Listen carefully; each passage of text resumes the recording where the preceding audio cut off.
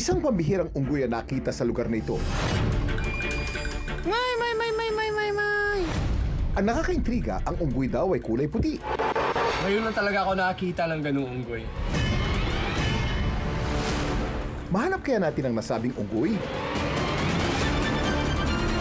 Guys, this is so rare. Bakit kaya ito naging kulay puti? Ay, show me na.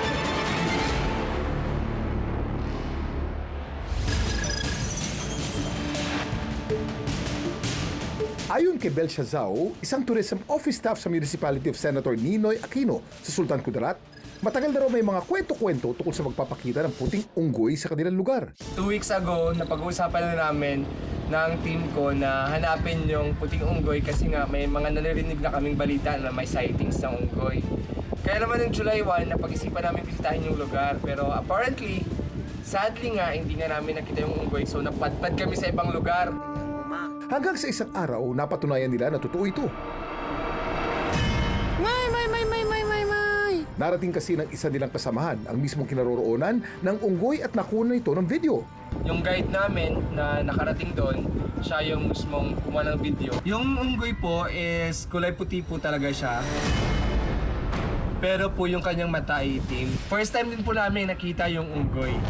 Pagkatapos nun, di nila muling nakita ang nasabing unggoy. Yung mismong goal talaga natin para mapangalagaan at maproteksyonan yung mismong species na yon. Mahanap nga kaya nilang unggoy? Puting unggoy? Bagong uri kaya ito ng unggoy? Hindi po. Pero paano yan nangyari? Tanungin natin si Larsington. Hello mga kapuso! Iba-iba ang tinuturong posibilidad kung bakit kulay puti ang unggoy na ito. Nung una, pinaghihinalaan na may albinism ang unggoy. Ang albinism ay isang natural na genetic condition na nagdudulot ng kakulangan o kawalan ng melanin. Ang pigment na nagbibigay kulay sa balahibo, balat at mga mata. At dahil sobrang bihira ang kondisyon natin sa wild, actually nakakapukaw siya ng atensyon ng mga researchers and wildlife experts.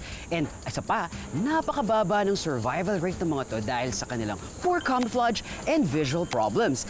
Pero hindi siya bagong species ha. Isipin mo na lang para siyang limited edition na kulay na same species. Oo naman. Dami mong alam, Kuya Kim! At dapat kayo rin. Pero albino nga ba ang unggoy? Ang sabi ng ilang eksperto, posibleng hindi. Ano nga kaya ang kondisyon ng unggoy?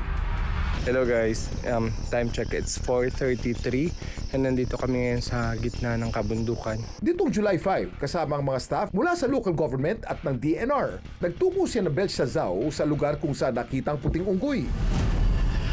At sa pagkakataong ito, personal na nilang nasilayan ang pambihirang unggoy.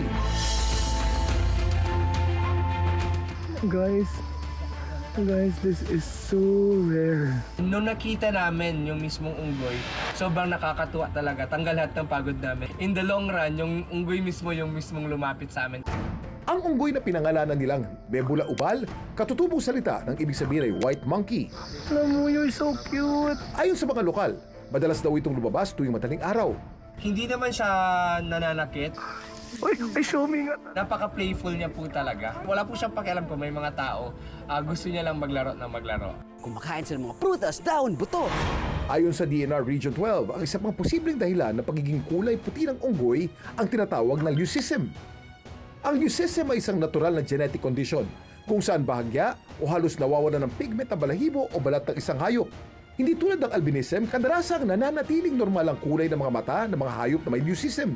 Ang unggoy kasi nung pumunta yung ating mga staff doon sa area, nakita nila na kanyang mata brown to dark brown. Kailangan pa din i-determine ng expert kung leucism ba ito. Ano man ang dahilan ng pagiging kulay puti ng nasabing unggoy, isa lang ang sigurado, patuloy daw itong imamonitor ng DNR para maprotektahan. May! Nito mga nakaraang linggo, sunod-sunod ang mga sighting ng mga nakamamanghang hayop. Alam mo, you're so cute. Ano naman kaya ang susunod na sorpresa sa atin? I love you so much.